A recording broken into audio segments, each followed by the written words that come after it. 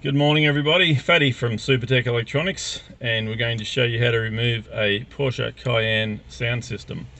Tools you will need is a torque 20 screwdriver, one plastic spudger, and just for aesthetic purposes we're going to put a cloth over the gear shift so we don't damage it. Okay, now to get these out you need to start spuddering this guy here. We've already got ours loose. That will come off from around the dashboard. You can just put that aside for the time being, and that will reveal 1, 2, 3, 4 torque 20 screws, which we've already removed, so we can put that aside, and it's as simple as that. Now the whole system will come out,